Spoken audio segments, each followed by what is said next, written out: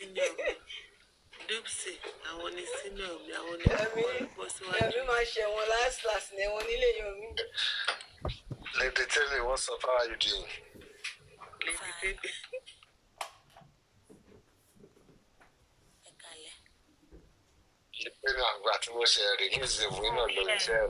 I saw it. I thought it was a mistake. Sorry.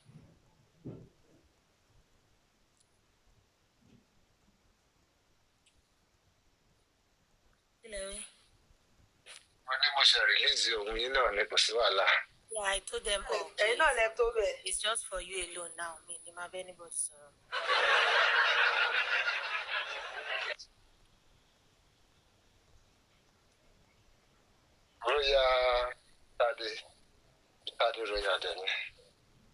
Tade Roya. Mr. Pythagoras. Yes, ma'am. How are you, sir? You, man, you? I'm very well, thank you. Gbogbole. Aku Bushinlo. Yeah.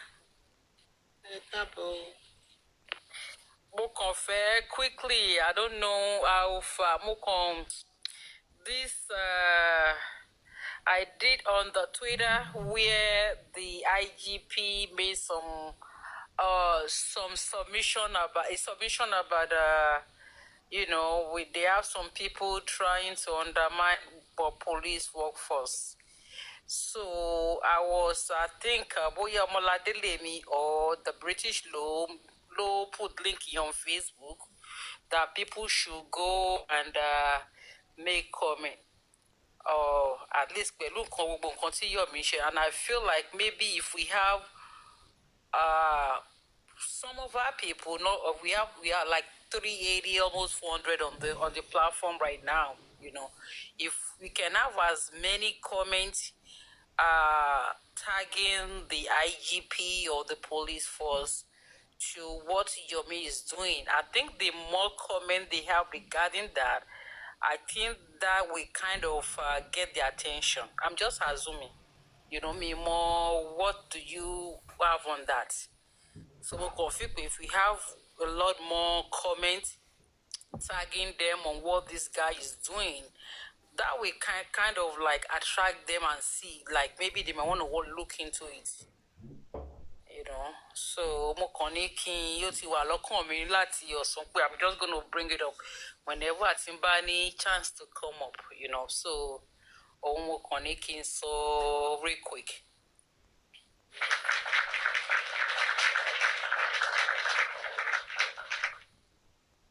Alright, thank you so much. I think I said that today also. Oh, you did? Oh, okay. Yeah, but the British was I also asked people to please go and do that. Yeah, because we don't have, we don't have many comments relating to that, and I'm believing that Tobani at least what 50. If we have like at least 50 to 100 comments tagging them and telling them what the issue is, that will bring their attention. Like maybe they really need to look into this. Yeah. Okay, thank you. Yeah, our people, let's go here. Let's get more into these things. Yeah, it's good to do the charts here and things like that. Wherever we see that we can, wherever we see we can get attention from the authorities to get them to see some of these anomalies, we should try and put some effort into it. Yeah, it's becoming so concerning.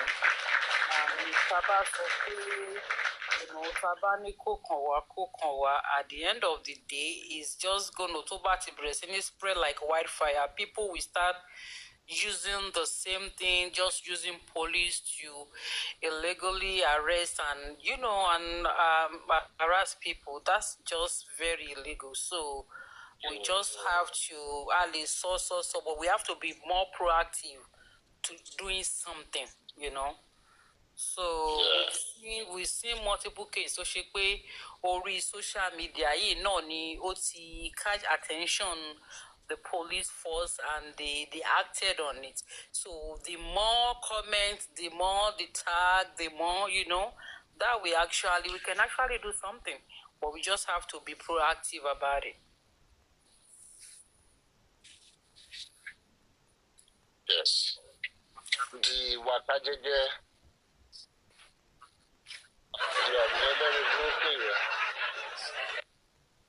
if you see what you look everybody to yomi, commercial when they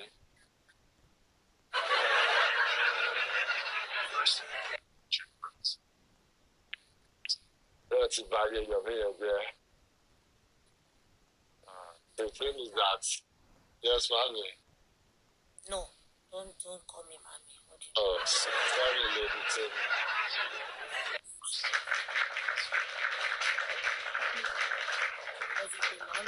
Olúwa dàbí arúgbó ọjọ́ kan.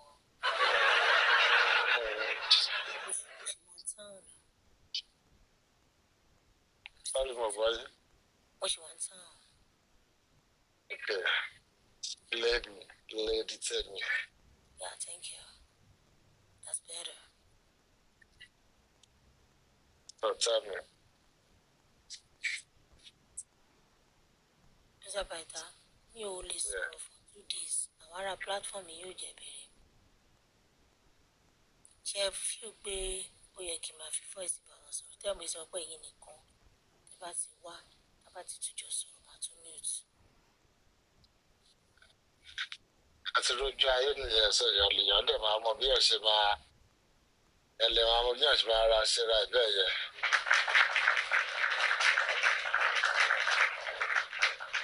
Mo tẹ̀sí kẹ́kọ̀ọ́ rà.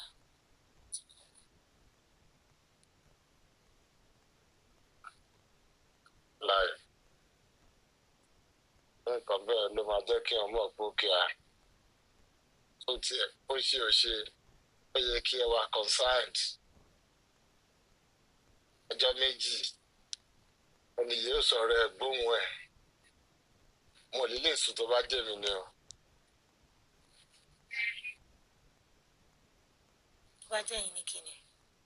Tó bá jẹ́ mi ni mo gbóhùn tí mo gbóhùn fọ́jọ́ méjì bẹ́ẹ̀ yẹn mo lè lè sùn o. You see now? Wọ́n tún rọrí, wọ́n tún falálá. Mi ò dáa má jà máa ṣe bẹ́ẹ̀ pẹ̀lú ara.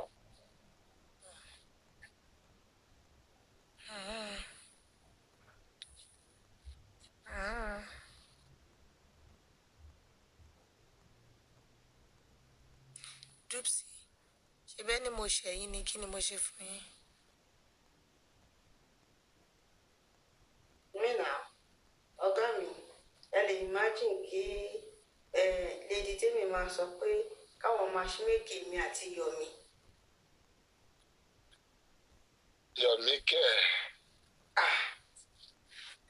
Yomi ní wọ́ọ̀dì wo nìyẹn ní dimension wo nírú nǹkan bẹ́ẹ̀ ti máa ṣẹlẹ̀.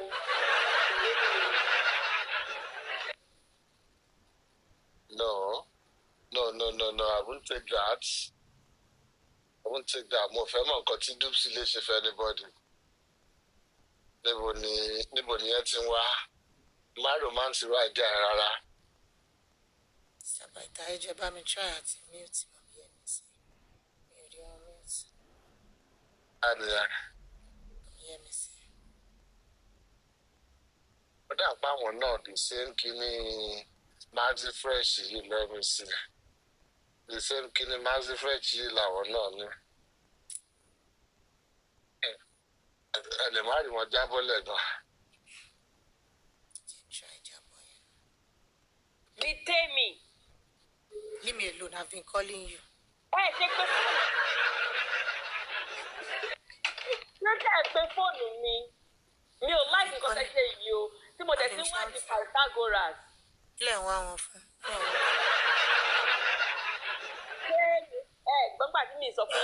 It's not here for analysis o. It's not here for analysis. Yeah. Oyin bẹ̀rẹ̀ ni we are yet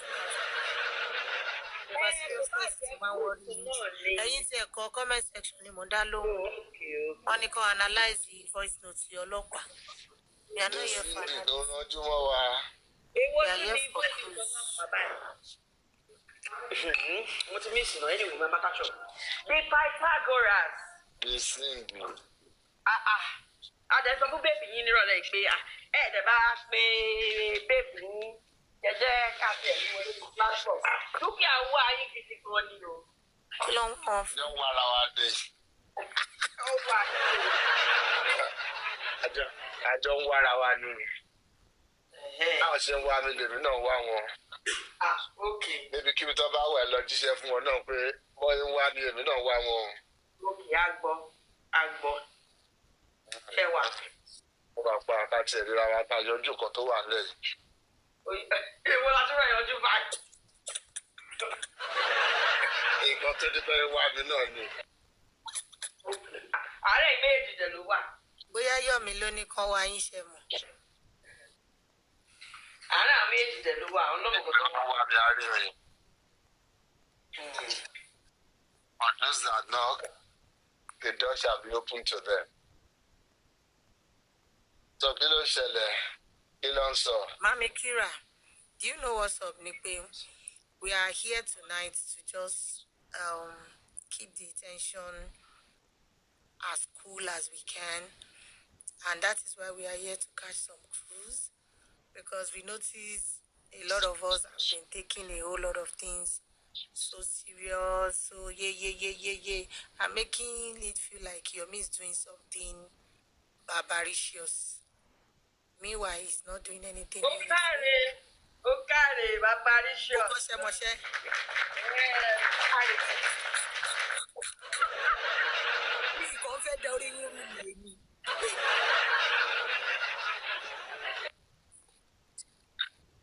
understand? So even if we have to talk about it, we just touch it. So it's not really about, and you know, it's just to come and calm the tension out here. That's why we are here tonight, like just talk. I've been receiving a lot of messages from some of our grandmas here, and please, I will use this opportunity to pass that information. Our tashi young in Biba, Ejekama consider me, and near our Rubula Arewa. Ani Fojusuko Kokonowa. And we have some of them with PP. The way we present things out here, we need to be very, very careful. Some of these grandmas are so passionate about Omomi. They really, really love her. And when they see some of the things we are typing or some of the things we are trying to put out there, they are not happy. And that is why you all should know me. I will keep telling you, this problem. All area cool and calm. And we've been saying that for 2 years now. And I believe there had not been any problem for you. Rather, some empty noise on social media. Maybe I will have to stop there. Kimaso Roju, Mr. Paita will take it up. The Paita.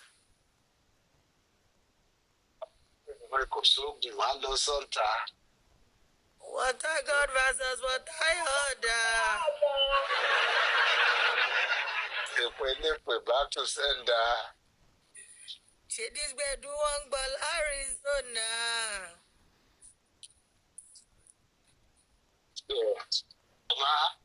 I'm out the floor, and I know our people more of way. On your dress, never for. Yeah, because my baby is here, so I'm fine.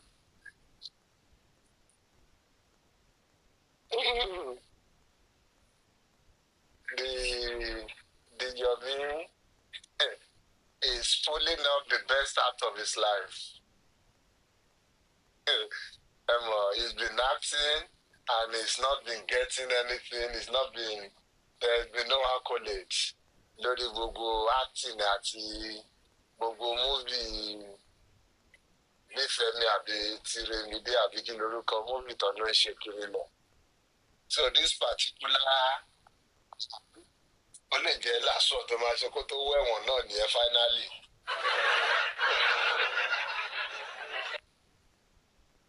is putting everything into it.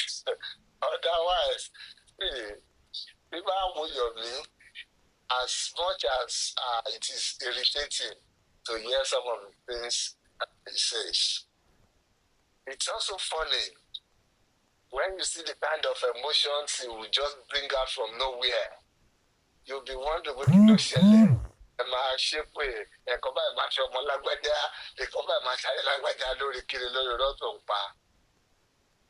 So you will see that this person is just merely acting. Of all section of the public, I believe our own part of the public should be the one playing through his acts. So if I now see any sense of thinking from anybody in any form, don't baffle me, because we know what has he said. Tell me one single thing to your so it turned out to be exactly how he said it. This he came to this case. No, but he got in Moteleo, but he deliver on some things I don't know. But on this particular case, there has been nothing. It will come with variation. Over suddenly, come tomorrow, he will change some things in that thing. He will keep twisting it, changing the truth, to now eventually resemble the lie that he set out to give the people most of the time.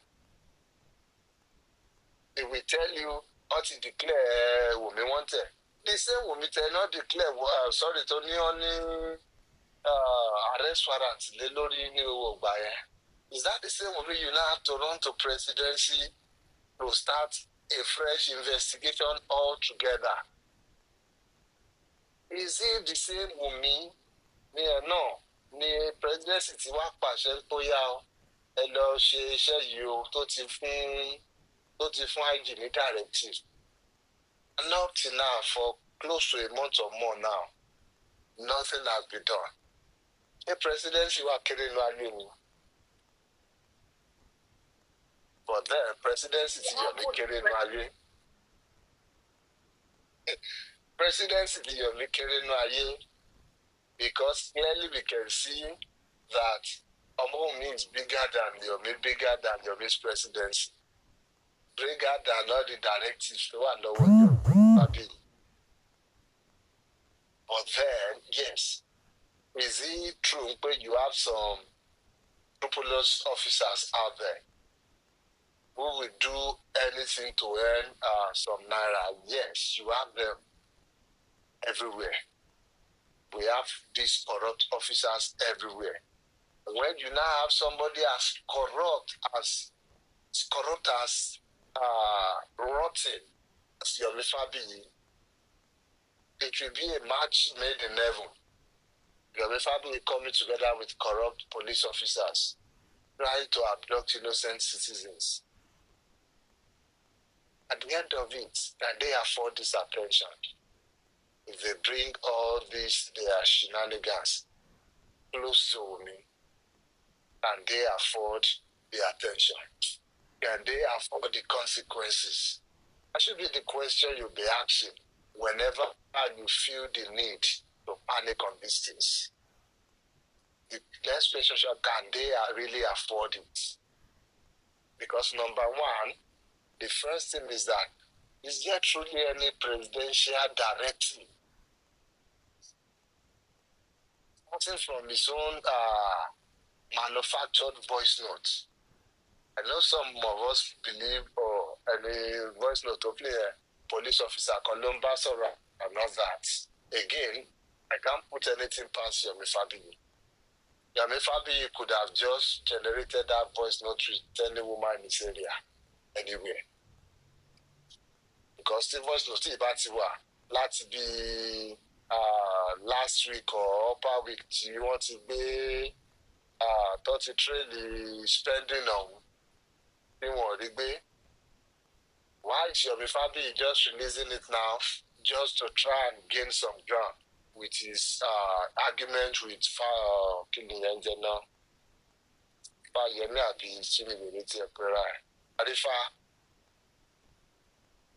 Why is he just releasing it now? Now let's even assume whoever is there is a police officer, that the voice note is a genuine one. Since we know Yomi for being genuine, since we know Yomi for being somebody of his words, since we know Yomi for being a straightforward person and not a lying son of a bitch that he is. So let's for a minute believe that, okay, that voice note is a genuine voice note. The voice note, the woman then is even saying different things than what, more like Kilotin Podukwe. Yomi is the one trying to guide woman Kebere Masole Lady. Nínú convo tá a níyì. Ìyẹn ni ṣèbá àwọn márùn-ún tí ó wà lórí kinní yẹn ni tó wà lórí petition yẹn àbí ọ̀kan bẹ́ẹ̀ ni ló dárúkọ àwọn pípù yẹn. Yomi wá wò pé àmọ́ máa kọmi sí wàhálà. No, àdó spending àti kí lorúkọ ọmọ tó kọ́ gbé Dàmọ́lá. Pé spending àti Dàmọ́lá àti spending ló wà bẹ́ẹ̀ pé ṣe tẹ́ bá dẹ̀ ṣe investigation pé investigation yìí ló dẹ̀ máa lead dé gbogbo ibi ìyókù yẹn. So Yomi náà ló tún kọ́ this same police woman ní bóyá máa ṣe investigation pé kò kàn lè dárúkọ àwọn ìyá àbíyàn sí lórí petition. Clearly the woman doesn't know the names on the petition because she can see her asking pé ṣé spending náà ni Darusha ni and all that, you know that all ti sọ gbogbo yẹn because at the end of the day ẹni tó bá wà in charge of a case should know the real name of those people if their real names were submitted for a petition. The one action lọ́wọ́, especially the one that came from the president's office, according to Yomi Fabiyi. So you can see clearly Yomi was trying to àwọn méjì tá a petition lélẹ́yìí. Ẹ bá dẹ̀ wá ṣe investigation tó lead ní dọ́dọ̀ àwọn yẹn lẹ́sẹ̀ máa sọ pé dọ́dọ̀ àwọn yẹn. Is that the Yomi that people would believe? So if you, number one thing is that for any right of thinking person, you know that Yomi Fabiyi has been lying all this while. There is no presidential directive. There is no presidential order. There is no presidential signal. If any of these things were there, Yomi by now would have displayed it. And there is nothing like of such. Nothing like that in the, how will I put it now? In the procedures of an investigation or anything like that. Presidential directive cannot override any court order or court ruling. No presidential directive. They don't have that power. They know the limit of their power. It is when it has not gotten to the court. When the court has not judged a case, when they have not made a pronouncement on a case, that is when you can talk of presidency or governorship or anything, local government chairmanship can have some say or can have some input on an issue.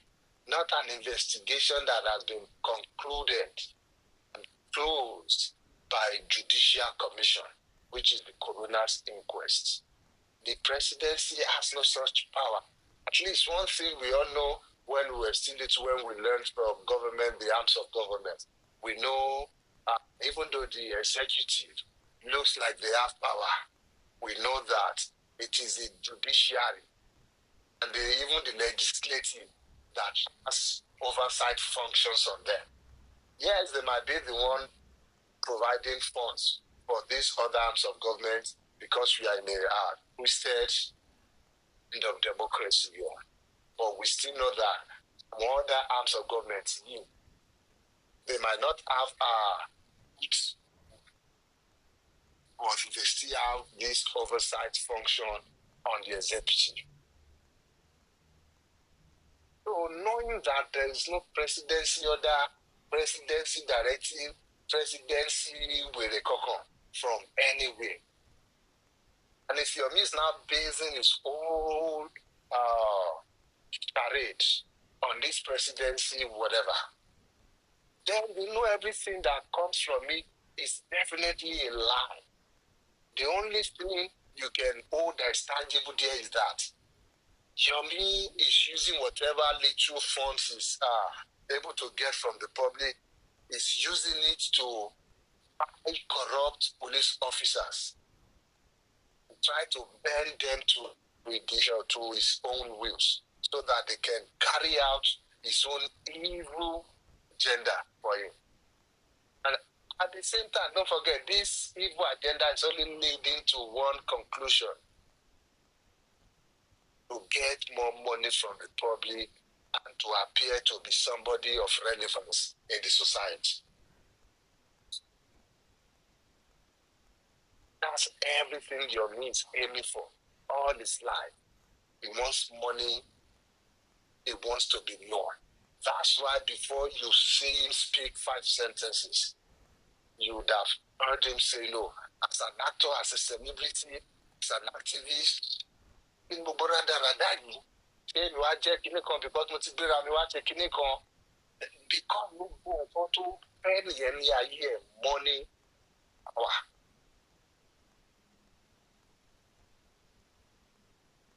So all these things, knowing that there's nothing like precedence in all this mix. How can anybody,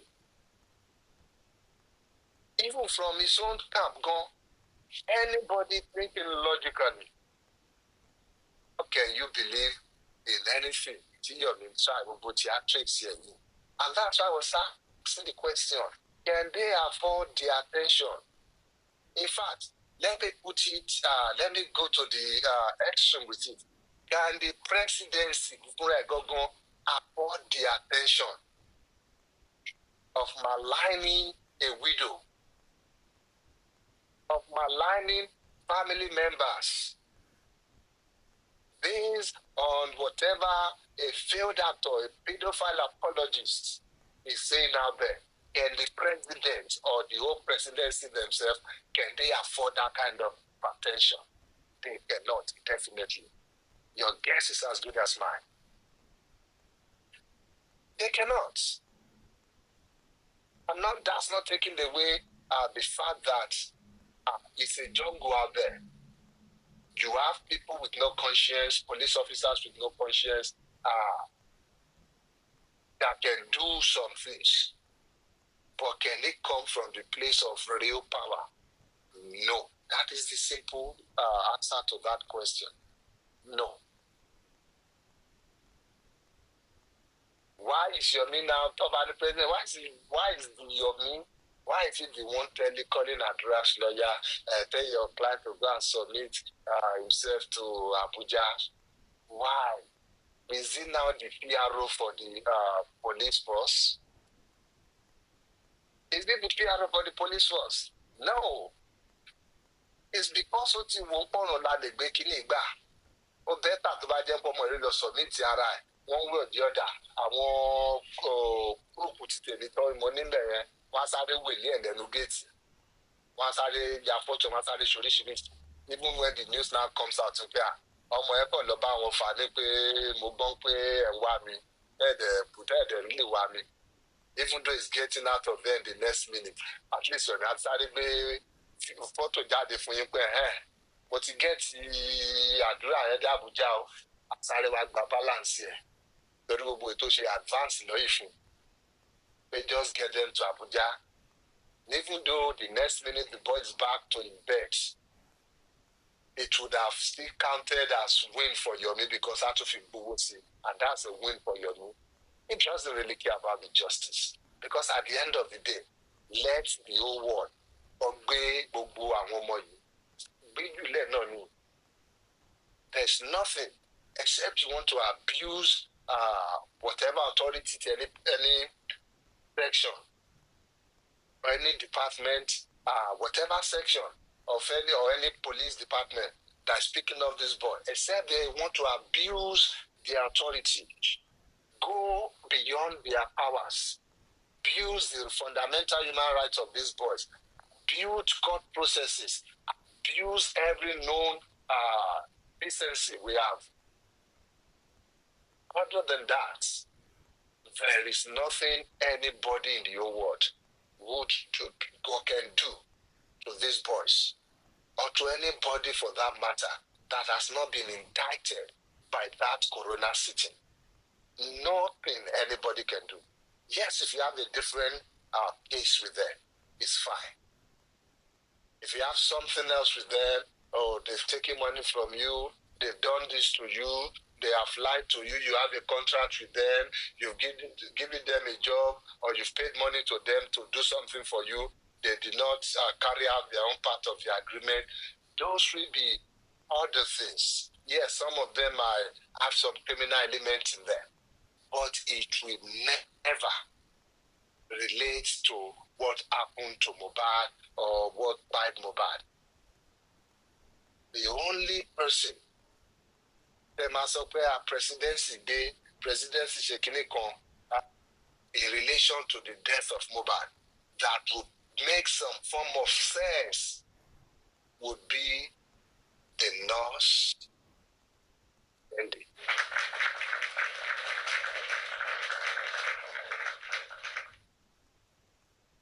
Anything other than that, anything outside that, is their own efforts in futility. You're just wasting money just for your meat to be able to buy some lip balm, so that your meat can get some Vaseline for his rotten elbow, so that your meat á lè ra àwọn kírìmù tí àwọn tí kòkòrò bá ti jẹ gbogbo pàlàpàlà ibi ìdí wọn yẹn á lè rà á lè máa fi pa á. Because I can tell you that for free. The Bible be ask your me, kó ṣe bí pàlàpàlà ìdí ẹ̀ tí kòkòrò bá ti jẹ gbogbo kọ̀ọ̀kan.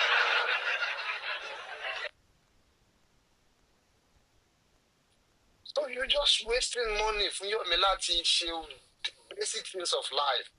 The basic thing anybody ló bá ti sọ pé òun àti irú fame tí Yomi ń claim pé òun àti yẹn, that they will do conveniently. Even àwọn old actors tí wọ́n act mọ́ gan, they can still afford 3 square meal nínú ilé wọn now. Yes, all the man ní mọ́tò lè máa ní anything. All these things Yomi ò ní. Gbogbo yẹn ló ń jẹ lọ́wọ́ public. Nígbà tó rí ń pa àti káwọn àti bóun pé iṣẹ́ wo lòun ṣe, ìyẹn lẹ́gbọ́n tó sọ pé òun lọ sí location, òun ṣe gbàkan location movie wo. Ó yá tell us, who is the producer then? Movie wo ló ń bọ̀ lọ́nà? Àwọn lẹ́jọ́ wà location yẹn sọ fún mi. Nobody. Ojú náà fẹ́ máa tì díẹ̀díẹ̀, bọ̀ ṣó yẹ kójú máa ti ọmọ olè. Ojú fẹ́ máa tì díẹ̀díẹ̀ pé àwọn ilé ti ká mi pé mo níṣẹ́ lápá. Àwọn ni mo fi ń jẹun àárọ̀ tí mo fi ń jẹun ọ̀sán. Oh, imagine. Anybody but one believe that same Yomi, the Yomi that when he came to this justice could not even afford to buy himself a singlet. The Yomi that when he came to this justice, he was hustling to take jollof or take your pants. He took about 25 tó fọjọ́ mẹ́ta wọ́ọ̀mù tó ń jẹ tó ń fún àwọn ọmọ jẹ ńlé náà. That is the same Yomi that ó wá sọ fún àwọn people bẹ́ẹ̀ ni pé àwọn ti arrive ṣe lòun dé sínú justice yìí with a whole lot of goodies, a whole lot of money to help them solve this thing.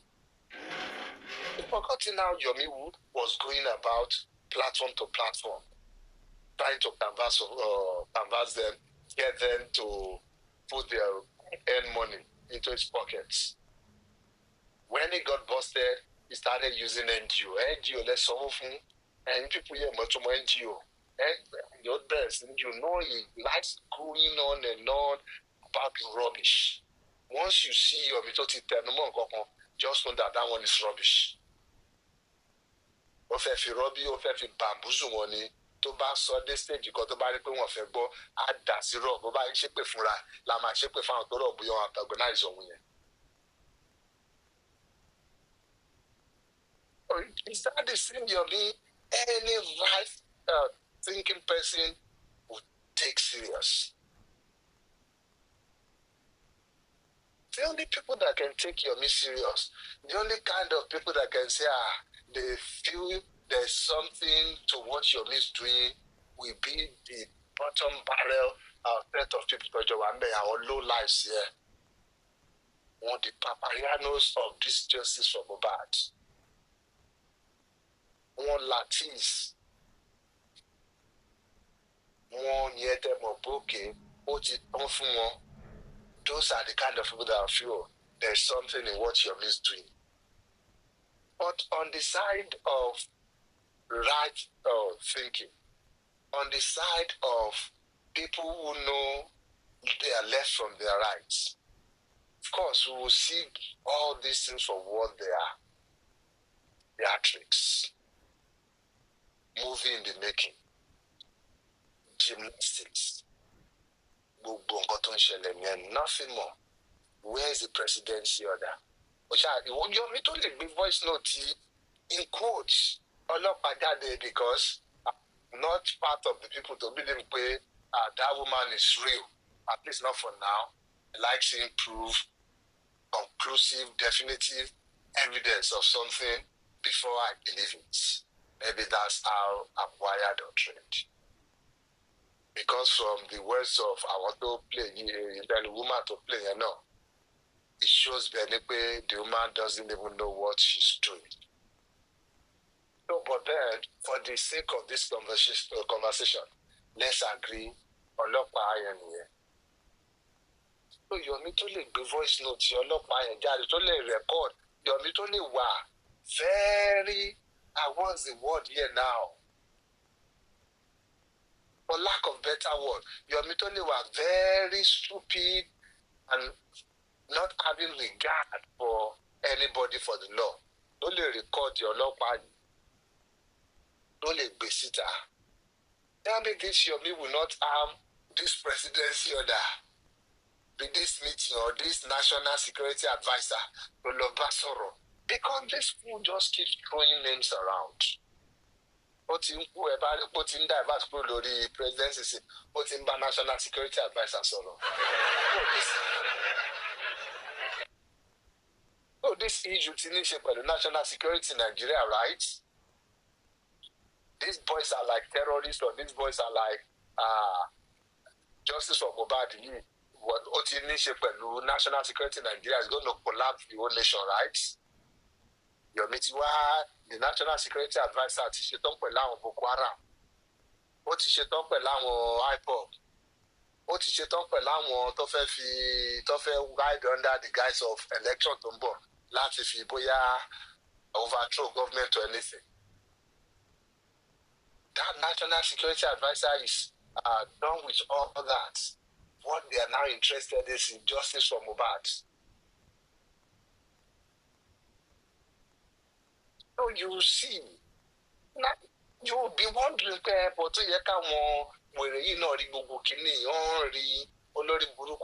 they are just invested in their lives and they cannot live it anymore. They want to stick to it. They want it to turn to be true. They want to sleep and wake up the next morning. You know what?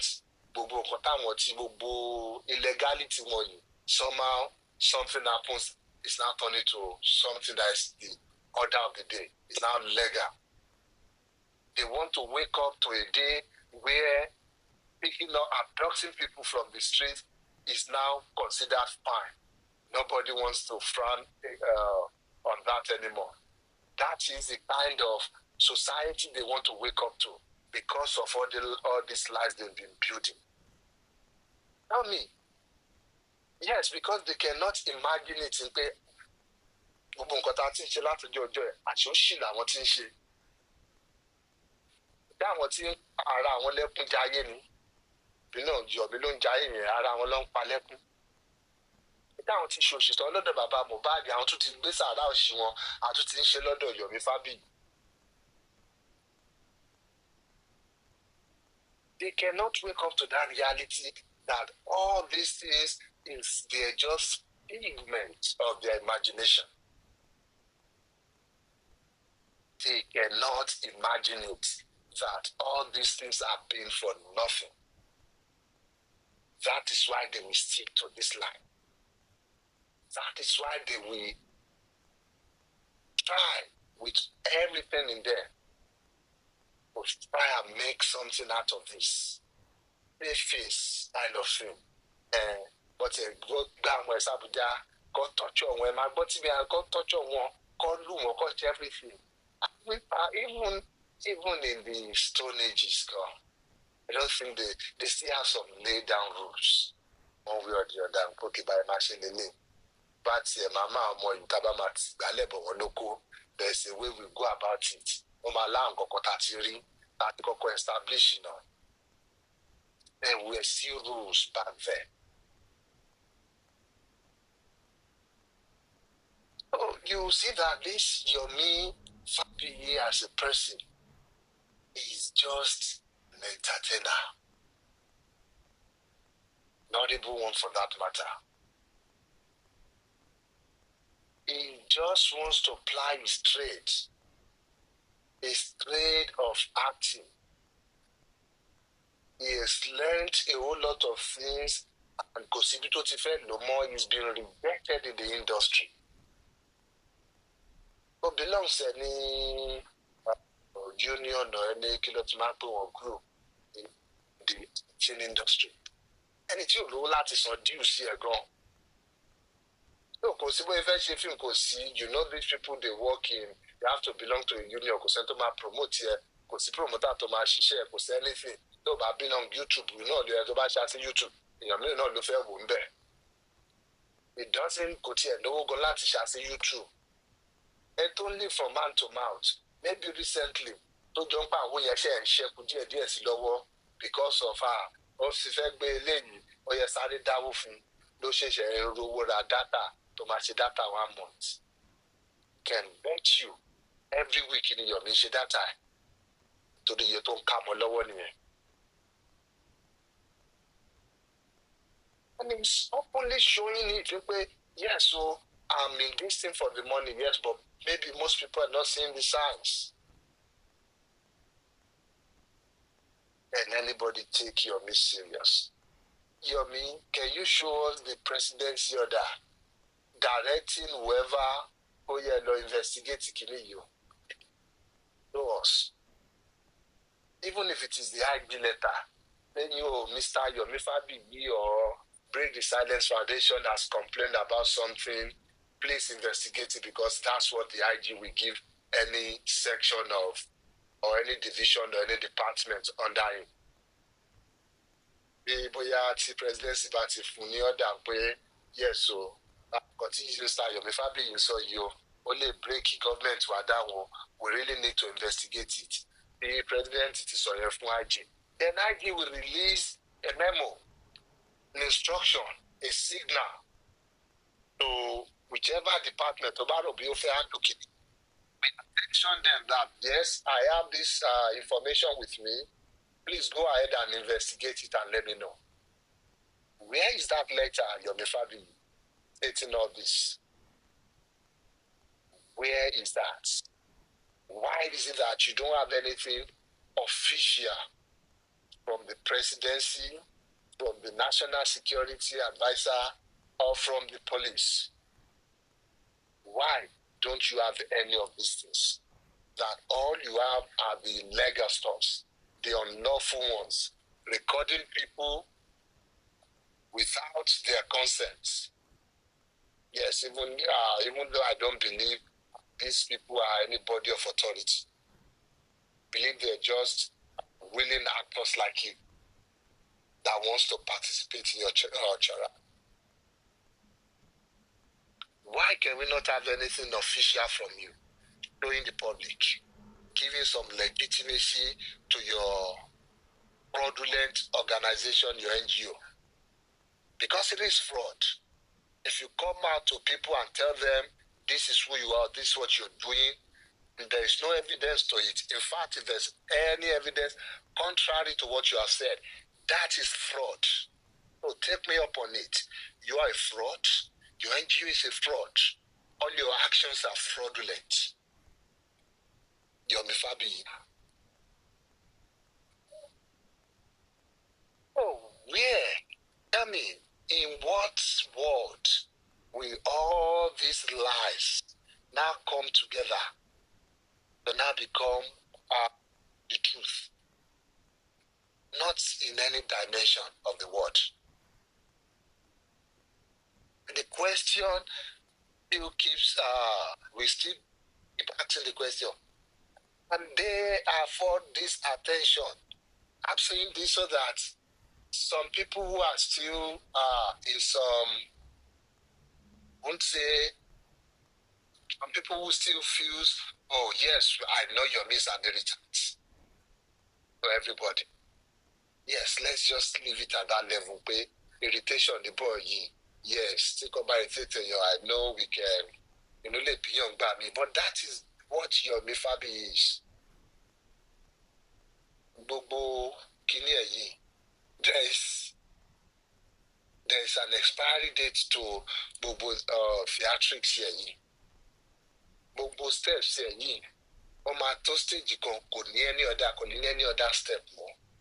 So let's wait him out. Let's see the length he's willing to go. Let's give him enough rope to tie himself. Let's do all this, still keep our own peace. Let's do all this and still maintain our own composure. Let's not try and break character for all this his own theatrics. Yes, it's going to irritate us as long as it's out there taking on shows every day and all that. This thing you're return lossy TikTok, why can they not contribute how much for him? Boya lossy newspaper, lossy radio station, who lost even presidency approval láti ṣe kankan. Some people are going against it. Lord síbẹ̀ ń pò ti ṣú president, ó ti ṣú commissioner of police, ó ti ṣú national security adviser nítorí òfin pọ́n gbà bọ̀dẹ̀ fún ẹ. Why can Yomi not go to please? Téèyàn bá ń sòótọ́ tó jọ bẹ́ẹ̀ ni pé gbogbo ẹ̀ ń já sí rọ̀ yìí, they will at least want to learn some legitimacy from back into themselves. Àwọn tó bá lè dá gbowó nǹkan operation tó ń ṣe yìí fún yìí, I'm sure they can afford some 500,000, even to buy Jamie $1 million. Láti arrange some form of television interview or something, where he can now bring all this into light. Even though the Judicial Commission in Lagos State has closed this issue and has indicted people, they have spoken to the president, and the president is now willing to open the investigation. That's the basis on which these boys were abducted from their bed down to Abuja to start asking them the question of Talele Basu, Tablon Fairley. The justice for Mohbad. So all you can take away from all this thing is that Yomi fabiyi wants money badly, and they will not stop at anything to get it. But then again, can you afford this tension, Yomi fabiyi? Then do your put in your master class here. Bring in your best, because all these things you're doing, all is still just big big rights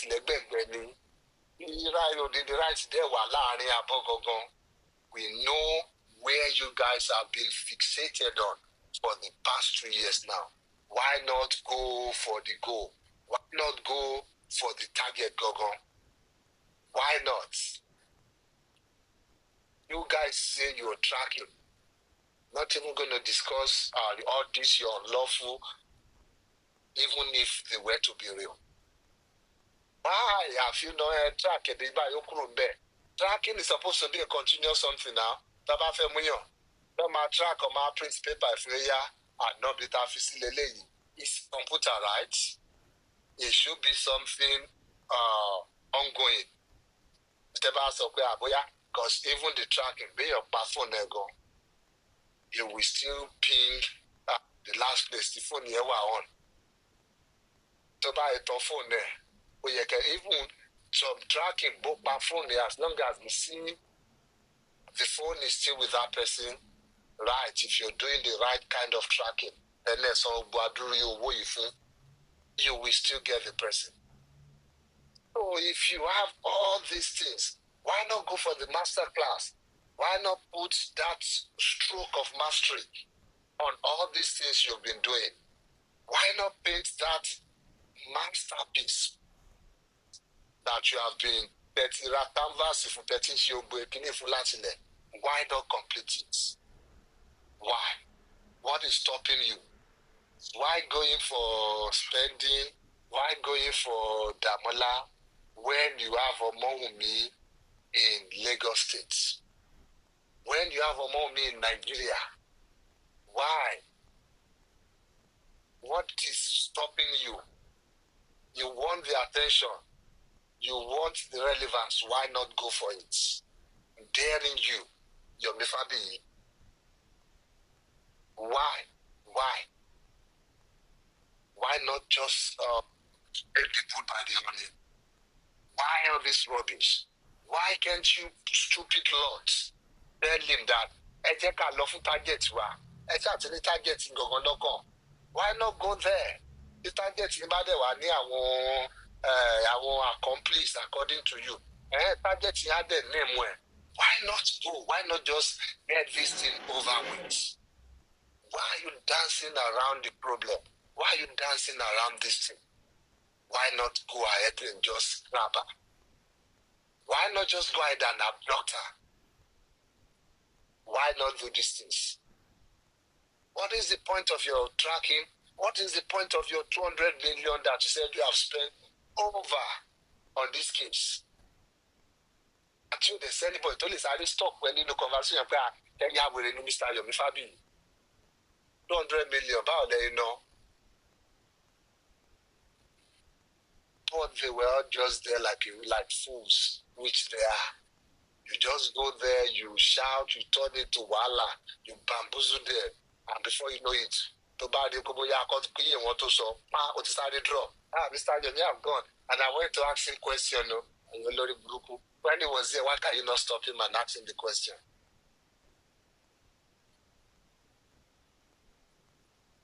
I can go all night talking about this. But I don't think it's really worth all this. So, according to Moye, so let your mate paint his masterpiece here. Let us applaud him about the paint here.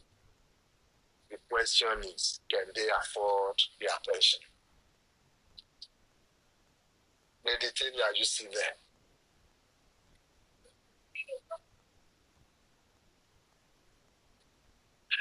The lady is Sundani. The Pythagoras. Yes, the same way. God bless you, sir.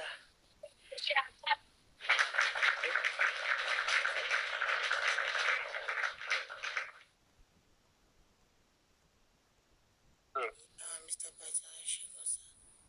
So, and God bless you. Mamawa, with this, I think you should be able to relax and get some rest and some sleep. Let's see how everything unfold. I want to saw justice and saw the tendency. It's all about the game for them. It's all about Halloween. Of course, now wọ́n jẹ́ fi ọ̀rọ̀ lé ayé àwọn ọmọ ọlọ́mọ, wọ́n jẹ́ fẹ́ máa fi dance. So let's watch how everything goes. Wọ́n ẹ̀yin ìyàwó ẹjọ́ torí Ọlọ́run. Mo sì ìgbà tán bẹ̀rẹ̀ sí méjì ní now you can sleep, now you can rest. I understand. Even if you don't say it out, I know we have a lot of you good mothers here, and I know how worried some of you will be. My inbox has been so full, a whole lot of messages, text messages, voice notes, and everything. everybody's fine and everybody will continue to be fine. So kò sí nǹkan tó ń bọ̀ lókè sílẹ̀ ò gbà. Ọmọ yín tó ń jẹ́ ọmọ Wùnmí kò pààyàn. That alone, you should always give yourself that assurance again and all over again. Kò pààyàn. Kò sí ẹ̀rí dájú kan pé ó ṣe nǹkan tán ló ṣe. Ọmọ tó jẹ́ gbé dání kò ń ṣọmọ àlè. These two things, pẹ̀lú confidence yín ni kẹ́ fi máa jai. It's not by cursing or anything. Tẹ́ bá ní méjì lọ́wọ́, ní máa bẹ̀rù pé maybe there's anything anywhere that is coming major. My most concern is about you, the grammars here. Major torí tọ́lọ́, àmọ́ pábí àmọ́ nìyí. And I know how mo ṣe máa ń ka yín lára. Your girl is fine. Ó ti wá di pàráǹgídá ẹ̀ wọ́n fẹ́ arrest ọmọ. Ṣé àwọn èèyàn kan lọ́n arrest? Arrest is not a death sentence. But one thing that is sure is that your girl will not sleep there. Because if evidence kankan anyway, kò ṣe ẹ̀ṣẹ̀ kan tó lè mú wọn sọ pé wọ́n fẹ́ mú dání sílẹ̀. Òun bá gan kò tí ì ṣẹlẹ̀ tó mọ̀ pé nǹkan tó ṣẹlẹ̀ tó máa ṣẹlẹ̀.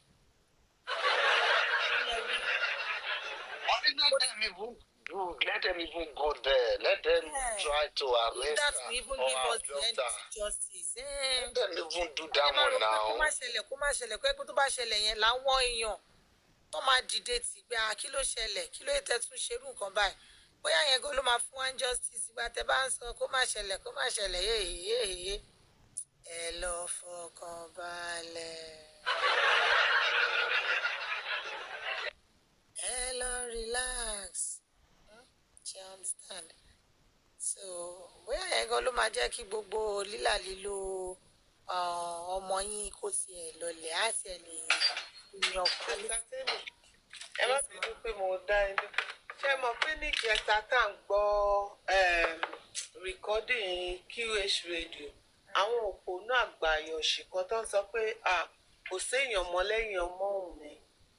Wípé wọ́n ní normal náà ti ṣe research pé kò sí alágbára kankan lẹ́yìn.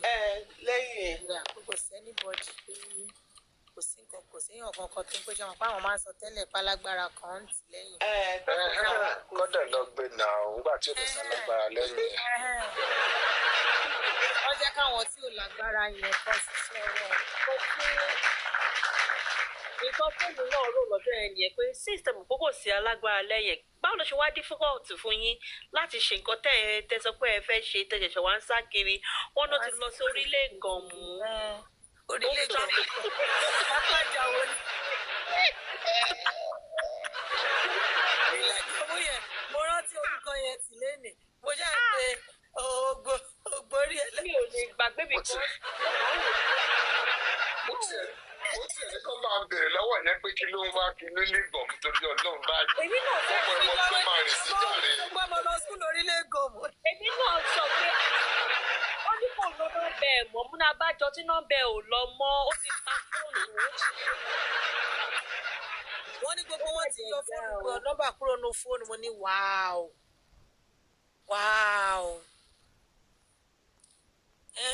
So ẹ̀yin grandmas, ẹ̀yin mummies wa, èmi tún ti fi ọ̀rọ̀ Mr. Pythagoras lọ sí hàn pé ọ̀rọ̀ bí ohun bébì tèmi. Mo ti sùn lọ gbàgbọ́ dákẹ́sì mo tún lajú. Ẹjọ́ torí ọlọ́ ẹ ti fẹ́ fèmí náà lápá tẹ́ńṣọ̀ kò ní dá kọ́mọ kékeré ara mi ní BP. But looking out for you all, ó ti fẹ́ máa affect èmi náà. Ẹjọ́ ẹ fọkàn yín balẹ̀, your girl is fine and everything will be handled by the right authority. Nǹkan tá a fẹ́ kẹ́ gbé síta kán máa fi pé wọ́n get to you lẹ́wọ́n ń padà gbé síta ọdún tó bẹ́ẹ̀ ojú bẹ́ẹ̀ làwọn májámájá bíi sẹ́ẹ̀tì bíi mẹ́ta lórí ọmọ Wùmí nìkan. Ọmọ Wùmí yẹn gan ọmọ yẹn lọ́kàn o. Ìjọba ìta àwọn ọ̀dà àwọn àmọ̀tẹ́kùn síta wọ́n dà wọ́n bí irú arífà yẹn ṣó yẹ kárífà máa lé Wùmí lọ sórílẹ̀ Ìgànmú. kò yẹ kó lo Imagine that. Àrífà ẹnìkan wá kán wá nìyàn. Àrífà. No, there's nothing like that. There's nothing like that. Àrífà of all people. Ó yẹ kárífà lo ó dàbí ọ̀rọ̀ Veron ni. Ó yẹ kárífà lo mo ní o múlẹ̀dè mi. Tí Wùmí fi kúrò lódìdí Lẹ́kì tó jẹ́ sáré lọ ọ̀nà. Àwọn tó láyé ò sí lẹ́yìn mọ́ ni. Wọ́n tó láyé wọn ò sí lẹ́yìn mọ́ ni. Àwọn tó láyé ti ń jẹ kùkúmbà. Because mi ò lè imagine kárífà máa ṣe wàhálà tó báyẹn. Ẹ jọ ṣé kò sí irun mọlẹ̀ mọ́ ni? Ṣé irun mọlẹ̀ tó ń fa tábà ti tán ni? Because kò yẹ kó tiẹ̀ lé tó yẹn. Wọ́n ní ó ní báwọn ṣe débì kan ní Lẹ́kì báyìí táwọn ṣe rí báyìí àwọn kò rí kó tún ti mórí lọ́nà orílẹ̀ gan-an ni. Ọmọ yẹn náà ìfúra ẹ̀pọ̀jù á ní láti wá babaláwo ọmọ yẹn gan.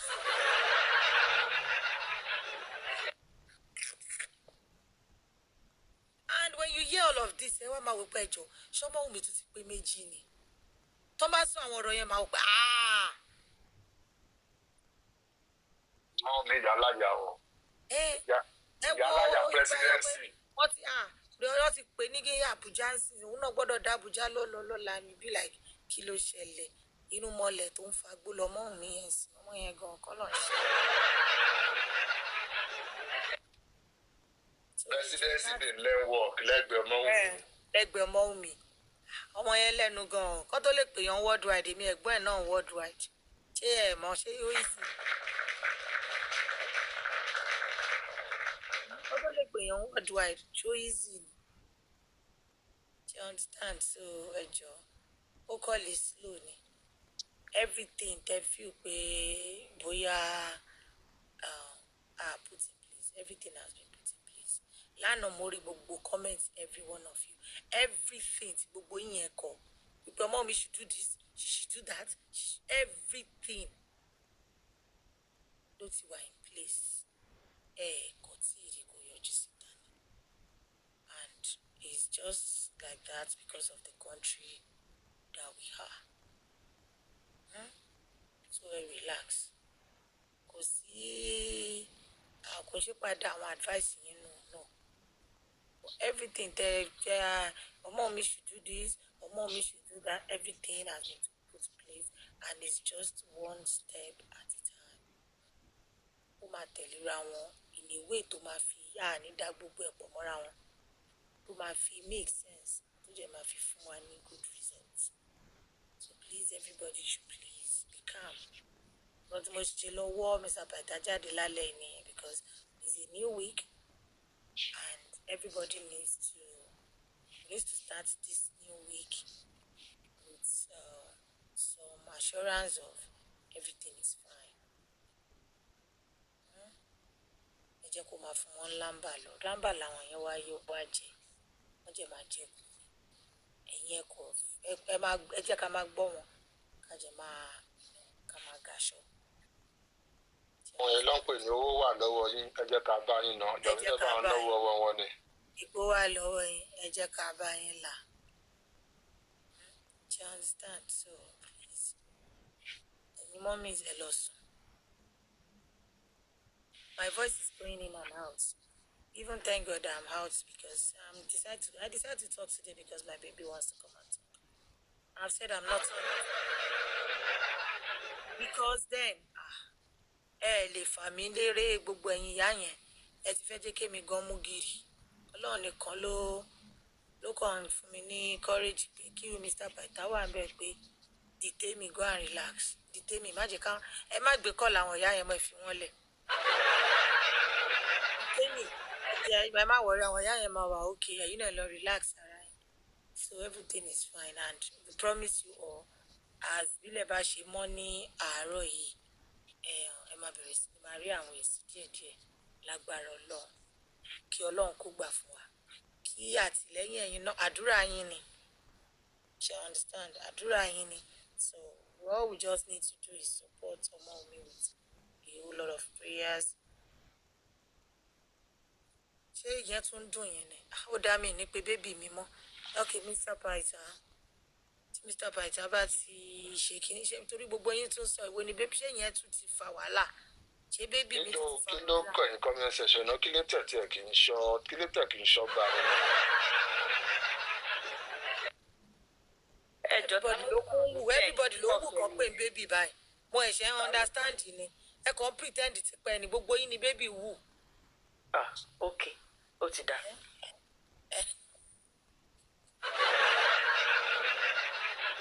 kí lè fẹ́ sọ sí ní àbẹ̀wò ló ti dì. mo ń béèrè mo tẹ̀ béèrè ni pé ta ló sọ ní comment section kí n lọ block ẹ nìyẹn. àwọn àbẹ̀ indie boy ni tí wọ́n ló pọ̀ jù wọ́n máa ṣọ́ statement nǹkan tí mo fẹ́ pe Mr. Python yẹn lọ́ máa ṣọ́ kì í I don't understand àwọn lọ́ní èwo ni bébì mi tèmi ń sọ I don't understand. ẹjọ́ yín kọ́ ṣèbí tó rán fi ohùn mi lẹ̀ kí n fi wá bá yín sọ̀rọ̀ náà ti fẹ́ há ohùn mi pé àwọn ò láìkí bóhùn mi ṣe máa ń jáde every time. ó dà pé dìbò yìí nídìí bébì ni. ẹ bá bá wọn wá kan. ṣé kí n tẹ̀lé wọn sà. tó bá pè yín bẹ́ẹ̀ máa yẹ̀wò síra náà ni. ẹ lè ṣe kẹ́ má kọjá yìí wọ́n á ti máa pọ́n yín lébọ̀ ẹ pa. No. ẹgbẹ́rù yín kẹ́ tẹ̀lé wọn. I don't mean to say that. I'm just asking. ìyẹn náà dà. Just asking. A fẹ́ try láti jẹ́ kí ọkàn everybody balẹ̀ náà ni. tó yẹ pé yẹn ló máa mú ọkàn indie boy náà balẹ̀ ká béèrè lọ́wọ́ wọn. tí mo ń try láti ó pé ká wò nìyẹn. But you all know that mi lè fi baby mi lẹ̀ tẹ̀lé anybody lọ. ẹ̀yin náà mọ̀ náà. So it's just for us to smile and laugh and go to bed smiling. Bẹ́ẹ̀ la ṣe jáde lálẹ́. Àwọn social media kìíní tẹ̀ ń ṣe ẹ má stop ẹ̀. Kò mí pé bóyá ẹ stop ẹ̀ yẹ. Ọ̀kárìn kápọ̀ iyẹ̀ ni. Wọ́n ní ẹ jẹ́ ká fi ọwọ́ wẹ ọwọ́ kọ́wọ́ lè mọ̀. But while you are doing that, don't make it look like, oh, there's one ẹrù ńlá kan tó ń bọ̀ nílẹ̀ náà. Repost, tag, kọ write up èèyàn tó bá good, kọ ṣe oríṣiríṣi èèyàn tí ó bá good nínú writing, get àwọn writers aláwọn tó ń kọ̀wé àwọn olùkọ̀wé wà ẹ fún wọn lówó kán bá yín kọ̀wé sí tẹ publish ẹ ṣe everything tó bá wà nínú agbára yín láti support Ọmọ́wùmí. We are not stopping you. This is not to say wọn ò tún fẹ́ ká ṣe nǹkan kan mọ́ àwọn nìkan ló fẹ́ ṣe no rárá o kò sí nǹkan tó jọ o everything agbára tó bá wà níkàáwọ́ gbogbo wa ẹ lò ó ẹ jẹ́ kájọ ṣe bó ṣe ń ṣe kó lè rí bó ṣe ń rí ṣe understand anybody tó bá ní any whatever connection please make use of it. The only thing we are trying to say is to tell our grandmas here and our grandpas, our daddies, even our talking she granny gan, don't worried, won't pọ̀. We are just out here to just give you that. Our man try láti fi ẹ̀yin èèyàn wa lọ́kàn balẹ̀. But that is not stopping whatever thing everybody is putting in place. Ẹ má ní àṣepọ̀ tí wọ́n fún àpòkò sí nǹkan kan mọ́. Ìtorí ẹ̀ làwa náà ṣe no. Whatever you are doing, please do it. Sátìmẹ̀ jọ fẹ́ bèrè question kan ni. Okay. Wọ́n ní presidency give order. Ṣé order presidency ṣé yàn kọ̀ọ̀kan ló máa ń mú ni? Ṣé bó máa invite everybody once and for us ni? Ẹ ṣe àwọn lílé. mo pẹ́ yóò gba order presidency rẹ̀ mo pé yẹn ṣiṣẹ́ náà ṣe ìgbà. Past 1 month 1 year close to 1 year mo ti ń gbọ́ order from presidency and me dey order from presidency. order kan rí o sẹ́ẹ̀lẹ̀ mọ bó ṣe ń ṣiṣẹ́ o. But people are stupid. Àwọn people yẹn náà dey bèrè pé even though ti local government ṣe àgbọn bá give order ẹsẹ̀kẹsẹ̀ wọ́n máa pick gbogbo àwọn tó ń fẹ́ pick. Order presidency ń sìn wọ́n kàn kidnap èèyàn méjì ló kidnap láti bí 1 year. Èèyàn méjì gbogbo àwọn méjì tó dẹ̀ kidnap kò sí tó tán mọ́ program tó wà nílẹ̀. And people are still listening say president give order from presidency. Ó ti wá sún èmi báyìí o mi ti reaction presidency o I'm sorry to say o. presidency ṣe ń sùn lọ́wọ́ tó bá jí wá fún ọ ní ọ̀dà. election bọ̀ presidency busy tó bá ti ráyè wọ́n attend sí. And the funnest part nǹkan tó máa ń bí mi nínú ọ̀rọ̀ paparazzi náà nìyẹn ìyẹn náà wá jẹ́ iná jókòó láti. Papa Bingo. ẹ má fi ṣèbínú. Yomi Papa Bingo. ó jókòó bí ọkọ àná. Canada. Ó àwọn jókòó. Canada ẹ káàárọ̀. Ẹ káàárọ̀. Presidency ó sì ń sọ ètò pèrò lórí ọ̀rọ̀ ti Trump. ẹ mọ̀ pé Trump náà fẹ́ bọ̀. Trump ló wà lọ. ṣèbí ẹ ṣẹ̀ṣẹ̀ ṣẹlẹ̀ lánàá. ìyẹn tí presidency ṣì ń bá kiri náà. National Security Adviser láyé wọn tó fọlẹ̀ yẹn ẹjẹ Mohbad ọ̀rọ̀ Yomi lọ́mọ wá jókòó tí.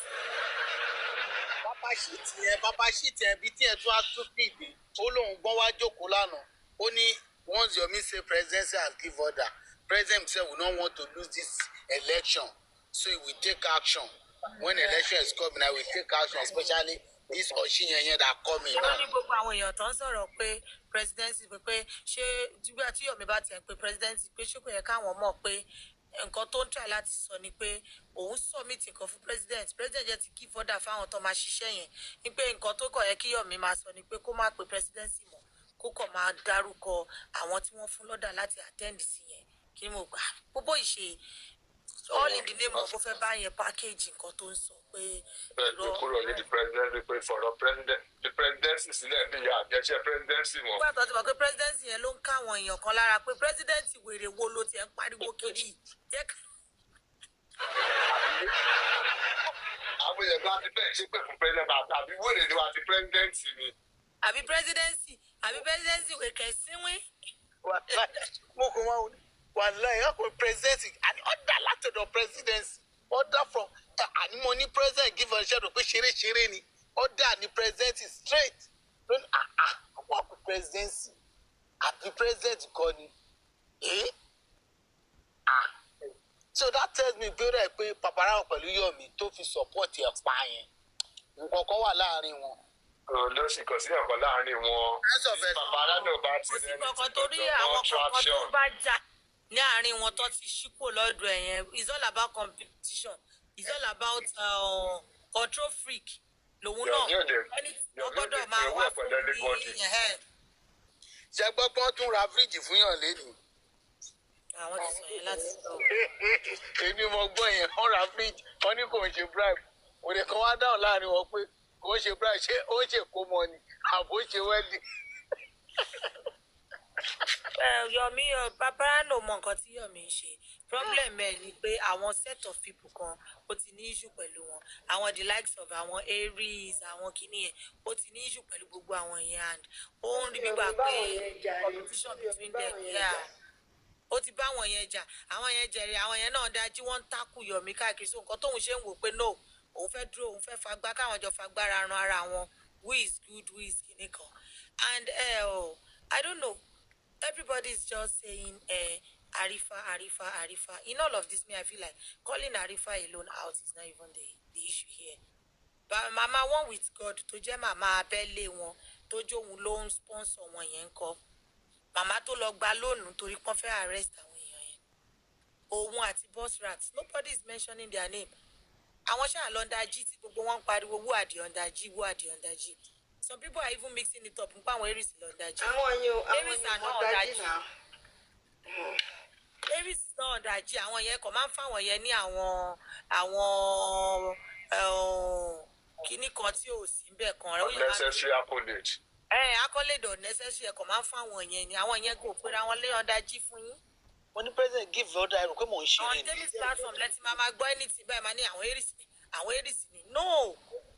Àwọn èèyàn kan wà tọ́tọ́ táwọn náà tún nírú wà yẹn tó ní one evil spirit like that but because they are not coming out bóun ṣe ń come out yẹn. Mama one with God boss rat àwọn yẹn ni Arifa ń ṣiṣẹ́ fún. And people are not calling those ones out. Àwọn yẹn ni underg náà underground under poto under kinní kan.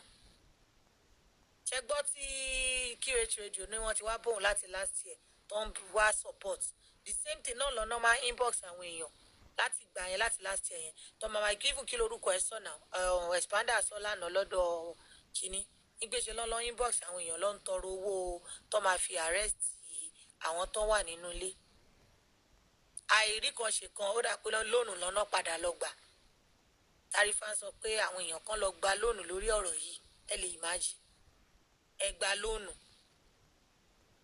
lórí òkú ọmọ jòsí tó ń kọrin kiri tó ń ta swing. lórí ọ̀rọ̀ ọlọ́rọ̀ lórí ẹni wà lórí sí láti kọ́ lè rán. bọ́tí kọ́tẹ́. sẹ́yìn èèyàn gbọ́ ni Arifa said it now pé àwọn èèyàn kan lọ gba lónù fún ọ̀rọ̀ yìí náà ẹ̀yin kan wá fẹ́ máa baṣẹ́ jẹ́ lónù ibi tí mo jẹ́ ti wá bìlì mi kọ́kọ́ bìlìf lónìí yẹn ọ̀gbà tí wọ́n á tún gbọ́ tí kí èso èdè sọ pé pé wọ́n ti ṣàgbé dọ́dọ̀ àwọn náà nípa àwọn need support fún àwọn èèyàn táwọn fẹ́ gbé àwọn èèyàn táwọn fẹ́ arrest and all that. Hey darling, yeah, nice. Here's your brother. National presidency tó wà náà. One is here. So, but n fẹ́ sọ kankan náà o nǹkan tẹ̀ ń ṣe ẹnìkan wà tó ní ìdádúrà tó ráyè ẹ̀ ti bàjẹ́ pátápátá Kàrímọ́ ara ti ní woman yẹn gan o ara ń ní. So bá ṣe ń sọ lọ ọ̀rọ̀ presidency àti ọ̀rọ̀ Ọmọwùmí òun ló gbé wa dé bí àtọ̀rọ̀ Yomi. So Mr. Pythagoras ti parí discussion wa. Presidency ti Yomi presidency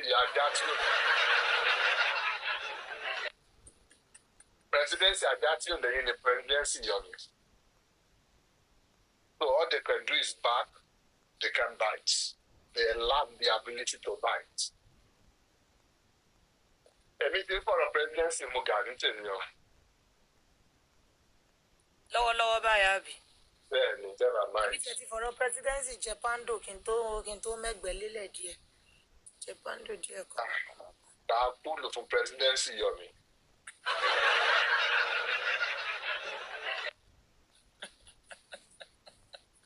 But lè máa ambush Yomi lórí báyọ̀ máa ambush ẹ̀fẹ́ yìí.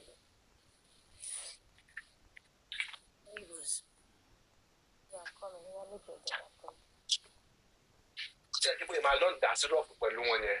Nígbà tí gbogbo ẹ̀ ti fẹ́ tà sí. Á lè lọ máa ṣe pé á lọ máa jẹ́ kí ló ṣẹlẹ̀ náà fèkè yìí.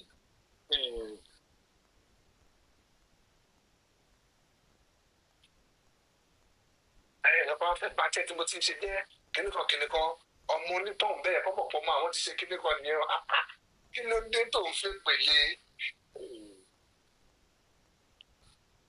Yomi alipo dedicate gbogbo effort yìí ó dedicate ẹ̀ sínú iṣẹ́ acting yẹn kò sígbà tí fíìmù ò ti lè wọ Netflix o ọ̀tọ̀ náà kọ̀ tó kó máa ṣe lásán náà ni.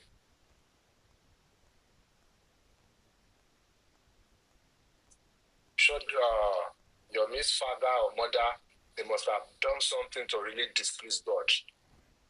Wọ́n náà fi báyé Yomi jẹ́ bẹ̀rẹ̀.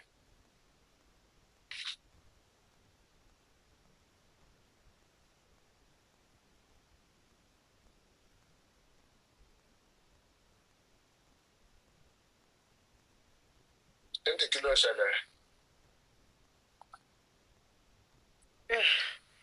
Bí mi máa ṣe ń sùn ni mo ṣe ń jí ohun bíbá yìí nísinsìnyí. Ọ̀rọ̀ Yomi ò mà tó nǹkan tó ṣe kìíní ó lábádé báyìí nísìn. Ká má bìzà lọ́ntì wa ni. Mo ṣẹ̀ṣẹ̀ máa lọ gbọ́ nǹkan tó ń lò play yẹn níbi tí ì lọ. Tó bá ti sọ̀rọ̀ Yomi díẹ̀ ká sọ́ díẹ̀ ká gbẹ́nu dákẹ́ àtijọ́ àti mu náà ò rọrùn ni. Ìpínlẹ̀ tọ́nà wa fi tọ́jú ẹ̀ síbi tí ò ní sí bẹ́ẹ̀. Ìgbésí ayé ò dá náà lọ́nà ṣe fi àtijọ́ àti mu ẹ̀ síbi tó há so that a lè máa. Torí mo tún gbọ́ yẹn rí o kéèyàn máa tún lé kọ́ dànù. Ó dálé kọ́ wò mo ní ló dálé kọ́ ó tún lé kọ́ dà wò àbí kí lè sọ. Ó tú ilé kan ìdààmú ní ìfúnra ẹ̀ ló tú ilé nígbà tí wọ́n tún kọ́ bí wọ́n wá kan tí wọ́n pọ̀ ìdààmú lé lọ́ ẹ̀. Ó tún lé gbọ́wọ́ bò kú lójú náà ni ìtukùtukù ẹ̀ ló jẹ́ kó máa rí ìkú rèé so ó wà òkè bẹ́ẹ̀ kó máa wá wà kó wà kiri kó kó lè rí ẹgbẹ́ ìmọ̀ràn tó ń bá kiri.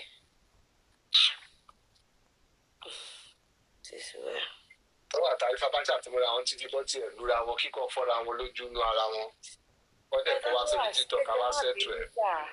Kí lẹ rí sọ̀rọ̀ àrífà tó ń ṣe rádaràda kiri yìí náà? Ìpìlẹ̀ ọ̀sán ẹ mọ̀ sàn ni. Gàdú mọ̀ mọ́ oṣù sàn. Ẹ yóò yẹ ká bèrè kúrò ọ̀sán wo ni. Èmi mọ bí ọ̀tọ̀ tẹ̀ ẹ̀dọ́kan ní sáré pa àgbo síta nìyẹn.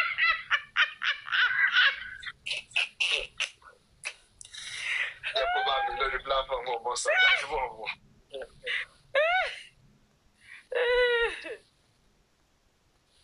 Ó ti jẹ̀ mí òpè ní. Àbúrò sọ ìjà rẹ̀. Orí àrífà òpè ń tiẹ̀ ni. Ẹ bá mọ ìṣòro tó wà ní àyà àrífà fúnra yẹn. Tó ń ṣòṣì kiri lẹ́yìn. Ẹ má dáwó fún un. Àrífà bá fún lọ fún ibi tí bàbá ti jẹ lẹ́sẹ̀. Ibi tó bàjẹ́.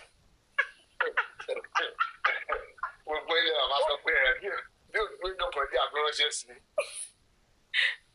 Ó láì lanu ẹ̀gàn ó hàn lára ẹ̀ náà pé ikọ̀ bu pìtìpìtì ìṣòro tó kó rẹ̀ sí ó hàn náà ó hàn so òun ló jẹ́ kó máa ṣe ohun ìbọ̀ kiri so that bó ṣe kò ṣe because òun sọ yí pé àwọn kan lọ́ọ́ ṣe kíníkan wọ́n ló front fáwọn yẹn àwọn yẹn lẹ́nu wọn lẹ́nu.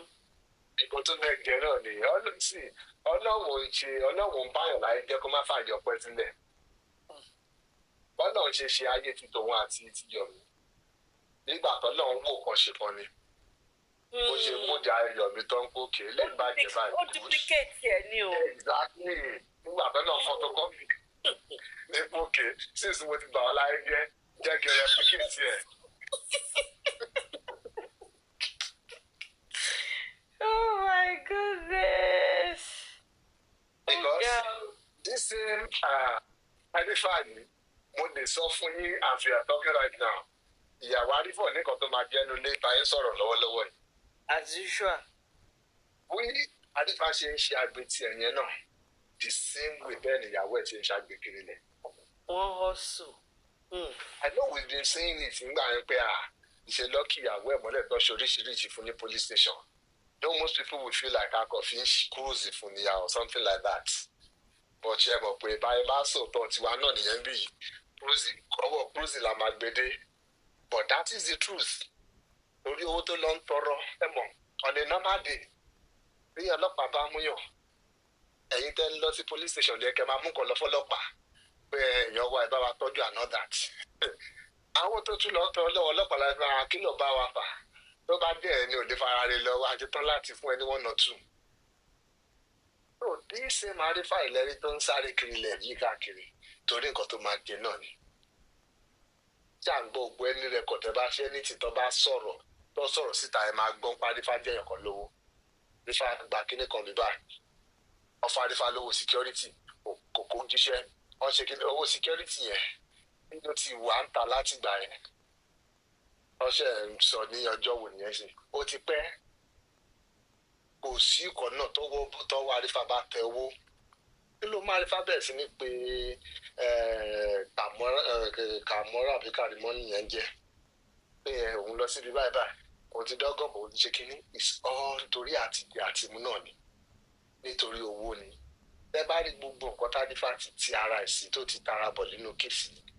It's just to láti kọ̀rí nǹkan jẹ ni o. Can tell you for free. Personally, yes, evil máa jẹ́ kíyàn ṣe àwọn nǹkan mi fowó.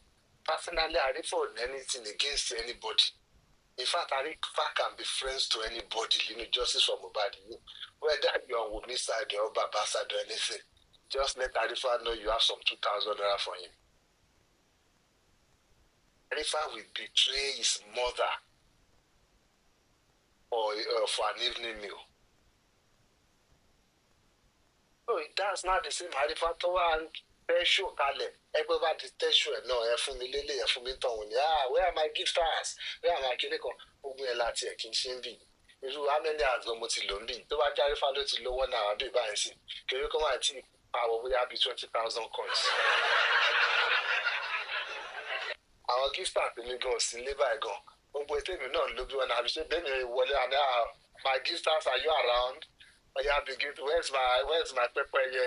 bẹ́ẹ̀ láwọn gíftà sọ̀rọ̀ báyìí wọ́n ju ewédú lásán igi ewédú. láwọn gíftà bí ọlọ́run ẹ̀yin ṣe ti yín fọ́lọ́run ni ọlọ́run èrè yín ọ̀dọ̀ ọlọ́run ló wà. èrè yín ọlọ́run. ẹ má jà ṣe bẹ́ẹ̀. abẹ́rẹ́ ọlọ tèmi nìkan àwọn gíftà mi nìyẹn wọ́n ti ń jù mí látàrodo àbí kí ló ń jù mí ẹ má sọ mi látà o. ìfẹ́ ọkàn lọ́jú yìí ìfẹ́ ọkàn. ẹ má sọ mi látà o ẹ jọ. ẹ má dán wọn wò ó ẹ má dán wọn wò.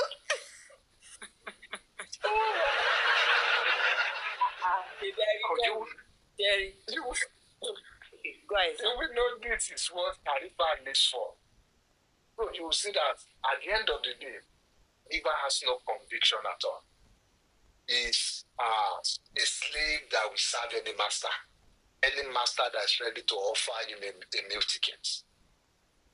Ifa is ready to do your bidding. Telling you that one for free.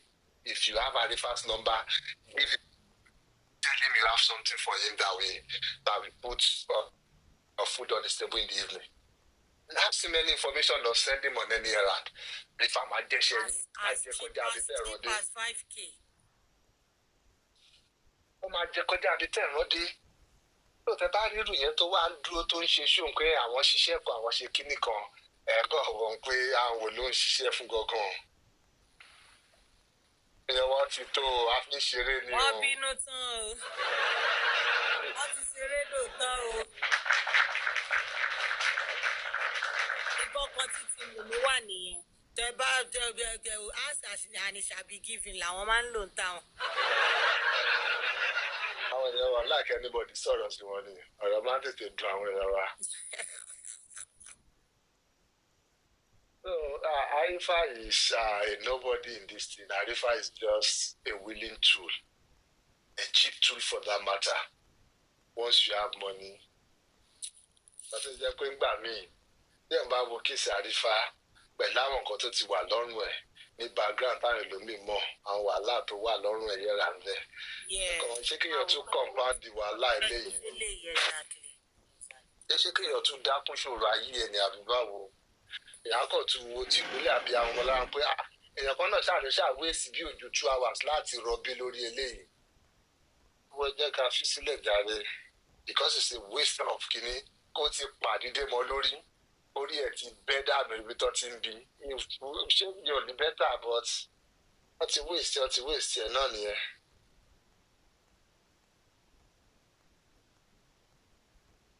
Ṣé ọmọ kànáà yẹn ṣọ́ ti lọ́dọ̀ papiano tí wọ́n máa lọ? Wọ́n máa wíru wọ́n máa wíru. Wọ́n bá kán gbàdúrà fún Kàrímọ́. Mo rò pé nǹkan jọ ń ṣe yín àti Kàrímọ́. Lásìlẹ̀ ọ̀. Ẹ jọ ṣé nǹkan táwọn sọ nìyẹn nínú gbogbo ọ̀rọ̀ tó wà nílẹ̀. Ẹ̀rí tí mo já wọn lù jùlẹ̀. Wọ́n ní kí n jọ ó sì kú kọ̀ọ̀kan táwọn fẹ́ béèrè. Kájọ báwo la yẹ fẹ́ gbàdúrà fún Kàrímọ́? Wọ́n lè lọ sórí òkè fún kọ́ lọ gbàdúrà. Adéǹdíwé bí àwọn èèyàn ṣe ń pa irọ́ sábàáta. Mo gbọ́ ṣòkan lọ́dọ̀ Látìléènì mo ní wọ́n ní ní pé báwa ṣe wà yẹn ẹ̀rù ń bà wá o. Ní pé bí Kàrímọ́ ṣe sọ pé èmi kọ́kọ́ à ń rejoice pé Kàrímọ́ ti kà. Ní pé later èmi kò sáré sọ fún pa ẹ má bu o ẹ filẹ̀ o ó máa implicate Wùmí o ó máa ṣàṣírí Wùmí o. Pé kí á ní tèmi sáré lọ bá wọn sọ̀rọ̀ non-stop mo jẹ́ ń wo woman tó sọ̀rọ̀ ẹ̀ báyìí pa tèmi èwo. Olórí burúkú yàn dípò yẹn. Ìgbà mi máa máa pé tí wọ́n rí the daft gangan ni àwọn náà kàn ṣe kínní for the amusement of the young people ni.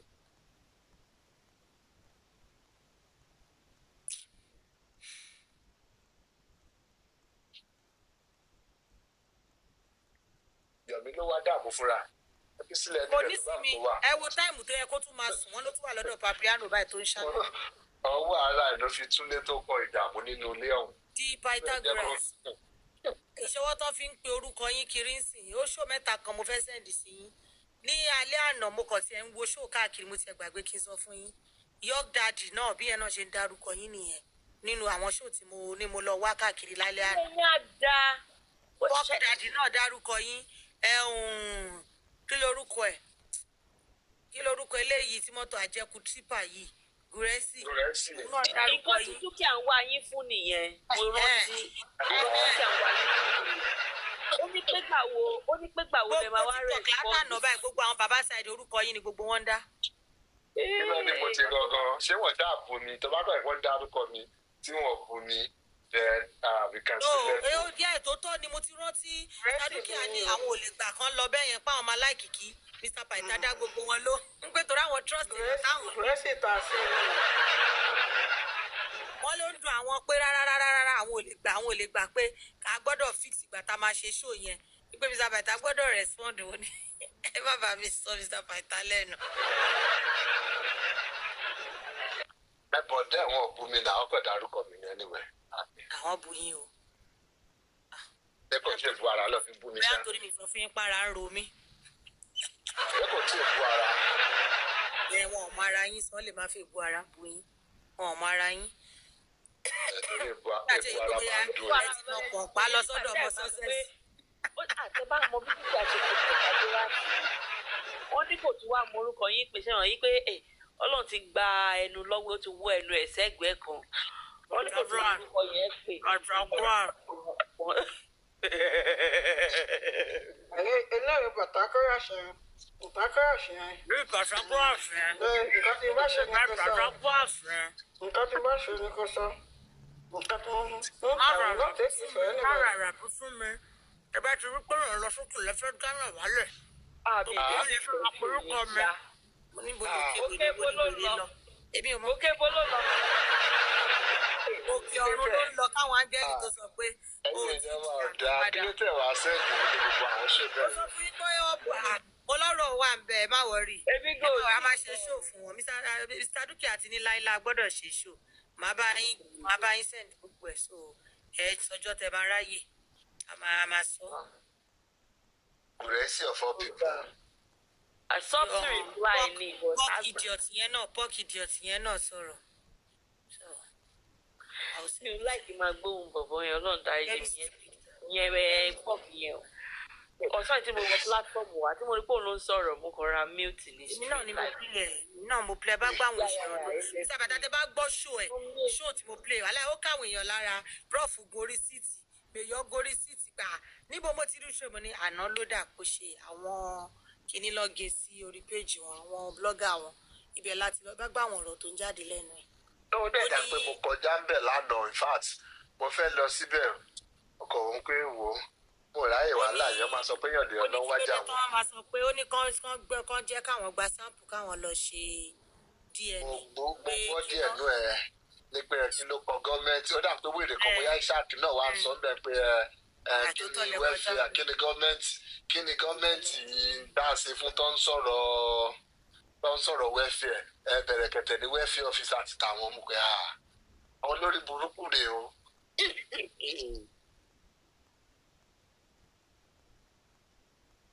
àwọn èrè tó ń kó bá Joseph alọ́ba nílẹ̀jì wọ́n bá yé yẹn jẹ́ tán ìyẹn sáwọn onugbó lọ ó dá àwọn dáńkọ́ ẹ̀ máa forí rọ̀ yòókù òun ṣáà fi sọ pé ẹ̀ máa forí gbẹ̀gùn lọ́bì ẹ̀ bá tẹ̀sí náà lè gbọ́ ẹ̀ bó lè yọ̀ mí tí ń kéèkì fún ọmọ lẹ́ẹ̀kan ìyá àgbà sọ fún mi kó dàárọ̀ about an hour ago ẹ̀yin lẹ tún comment in comment section ìyá àgbà.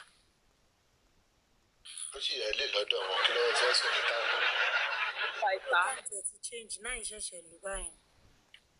kìíní ṣẹ̀ṣẹ̀ máa lò lọ́dọ̀ tí wọ́n ní 7 ni ní Paita lẹ́tí ò mà dárúkọ kìíní mọ̀ ṣé ìyẹn ti lọ fún lọ́wọ́ kan jẹ ni. wọ́n ti sẹ́tù ẹ̀ ni mo ti sẹ́tù kéèsì ẹ̀ láàrin ẹ̀mí ni king of settlement nǹkan tó kàn fọ́ lọ́wọ́ tèmi náà nìyẹn torí èmi ní láti fowó ra condom fún wọn àwọn fúnra wọn la. torí hotel. Ó ti fún lọ́wọ́ kan ní ìnáwó lára ẹ̀ balẹ̀. Ṣé tí kíni ẹ̀ bá tún ti rìn tó bá tún ti rìn báyìí? Lágàtà! Lágàtà! Ẹ bá ti fún lọ́wọ́ kan ara ẹ̀ balẹ̀. Ti kọ́kọ́ pè ní kọ́nà pé ṣé òtún ní wá rí mi báyìí? Lórí ìgbà tí wàá gbọ́rọ̀ ẹ̀ lọ sórí TikTok. Ọlọ́run ṣàánú wa lọ́wọ́ òwe. I'll wait somebody.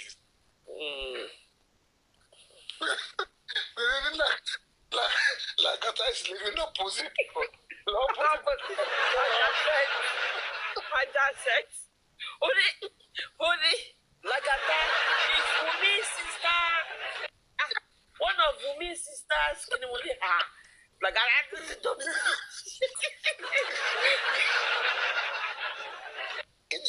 Kí ni ẹ fẹ́ ya àbọ̀ ẹ wéde ńgbà ẹ̀? Báwo Lagata ò dẹ̀ ṣàánú bọ̀ yìí fún nìkan tó fẹ́. Kó sọ Lagata dóbìnrin. Ọlọ́run. Mo tún rí tó. Oh my God. It's where. Lagata náà gbádùn ara ẹ̀ lẹ́nu mẹ́ta yìí pé òun bọ́ lọ́wọ́ wèrè yìí. Ariwo yẹn lọlẹ̀. Adébò mi ò tiẹ̀ lọ bẹ̀ lẹ́yìn ní pé jọ. Lẹ́yìn yẹn no Pythagoras bó ṣe máa ń ṣe nìyẹn o. Tó bá ti lọ bẹ́ẹ̀ yẹn tó bá ti máa padà dé báyìí Lagata ni. Wọ́n béèrè lọ́wọ́ yìí pé kí ló ṣẹlẹ̀ níbi kìnnìkan ó ní Lagata.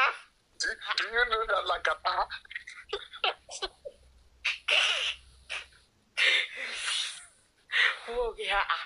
Ẹjọ́ kí ló béèrè yìí bó ní ewo tí ni Lagata nínú ọ̀tọ̀gbọ̀. Lagata ni ẹni tí na Lagata kọ sá. Tó bá béèrè kí lorúkọ ẹ̀ gan ó lè sọ pé Lagata lorúkọ. Láti dárúkọ Lagata tọkọ tó pé tọdún ẹ mọ Lagata nẹẹjì. Oh Lord.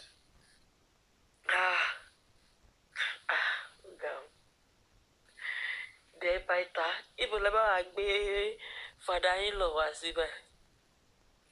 Ẹ̀bọ́n ti fi wọ̀nyí lọ́jọ́ tó ń lọ sí concert tó ń ṣe tọ̀ nísìnyí. Òun náà ṣe world tour ẹ̀, Nigerian tour ẹ̀. Nǹkan gospel kiri lẹ́nu. It's part of evangelism. Mo dẹ̀ mọ̀ pé irú church tó lọ tó ti lọ ṣe concert yẹn. Kò sọ́gbọ́n ẹ̀ tẹ́ bá fi máa gbọ́ in the next 3-4 months. Obìnrin méjì àti lóyún ní church yẹn. Kí ló ṣẹlẹ̀? Irọ́ náà ṣé mo wá fẹ́ parọ́ ni mo parọ́ náà. Wọ́n ṣe kínní kan wọ́n wọṣọ kan ṣe wọ́n bẹ̀rẹ̀ ni. Ó ṣe kí ni mo ná wọṣọ mo ní I'm sure. Ó má jà mí lẹ́nu. Ó yà mí lẹ́nu èmi ò tiẹ̀ sọ lọ́sibí tó tiẹ̀ tún rán mi létí sí i. Torí àwọn ọmọ yẹn wọ sùtánà láàrin ogun abẹ́ wọn ni. Ṣé Babriano Ní ká má sọ̀rọ̀ mọ́. Ní ká má sọ̀rọ̀ mọ́. Mr. Pytha so bá ṣe ń sọ lọ. Kàdé má wà jọ 6 mú wáyé. Ẹ wo ṣebí Tádé Royal This case náà ti sọ pé DNA ti di family case. Ẹ sọ gbẹ di family issue ká má lè sọ̀rọ̀ sẹ́nitì mọ́ ẹ sọ di family issue pé àdẹ̀kọ́gbà wọlé ń gbà ẹ̀ ẹ̀rọ afẹ́ mú jòsí sọ́wọ́ ń sìn náà ó ti di wàhálà tí níyẹn náà family issue ni. Ìlú èso parọ́ wọ́n bá ti ní family issue náà ní ẹ̀ka public wọlé lọ́n tiwa.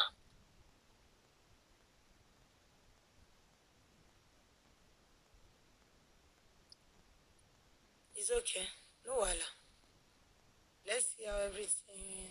Ẹ mọ̀ pé tí statemi bá ti ibi tó bá jí sí lọ́wọ́ kan ibẹ̀ ló ti máa mú ọ̀rọ̀ kó tó ṣẹlẹ̀ nìyẹn. Ìṣẹ́jú lọ. Kò sí àná a máa wọlé ní àwọn public iṣẹ́ ti gbọ́dọ̀ yẹn wọ́n ti sọ everything the family issue o. Kò sí ìta lè sọ wọ́n báyìí o. Wọ́n bá yẹ̀ lẹ́yìn Yomi any other thing na family issue. Yes o. Abi. Family issue wa ni everybody stay away. Wọ́n stay clear kò sí wàhálà. Babriano I'm not seeing him na ṣé kò ti go off ni mo ti search fún. ṣé wọ́n blọ́ọ̀kì mi níjọ́ wo ni mi ò bú wọ́n jọ yẹn náà. Papiano ó tó ní ó méjì lẹ́yìn yẹn. òun náà ni mò ń tẹ̀ ọ́ ẹ jẹ́ ń lọ lọ àkáǹtì mi gbà bóyá ti padà blọ́ọ̀kì yẹn jọ yẹn. Mr. Pies Wọ́n lọ jẹ́ pé mo pẹ́ máa tó fi wálẹ̀ Instagram lórí níbẹ̀ tó bá dé bákan náà. ó ti mọ̀ ó máa ń fẹ́ kí n wọlé ìkànlẹ̀ ni. kí Mr. Kana mo ní Mr. Kana. Mr. Kana kí náà ṣe kọ́ ẹ̀kọ́ wọn ti gòkè sórí ibẹ̀ o. ó ń pẹ́ kán tó gòkè ó máa pa fóònù ní tó bá ti jẹ́ pọ́n gòkè tó bá ti mú wọn sọ́wọ́ ń bẹ̀. Mr. Bata, thank you so much sir ẹ ṣé gan God bless you tí ẹ ti wá bá mi kàm àwọn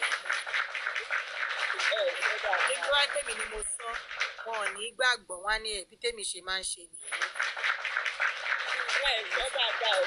Thank you so much, sir. Okay, thank you so much sir.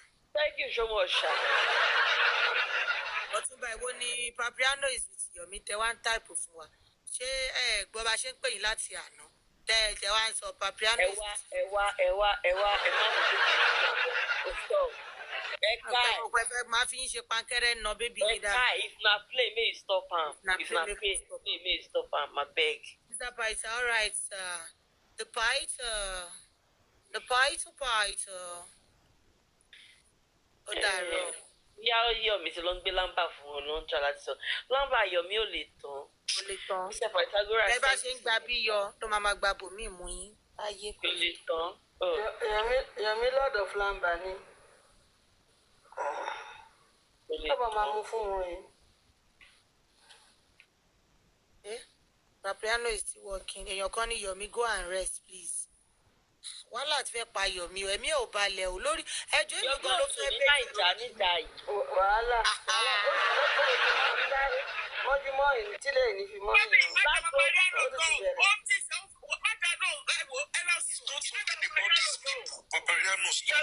Yomi, má dá papi lóhùn, ó kàn fún lex ẹni. Ó fẹ́ kó spit out everything. Kó n kò sí ìlànà better. Don't do that. Don't do that. It's okay.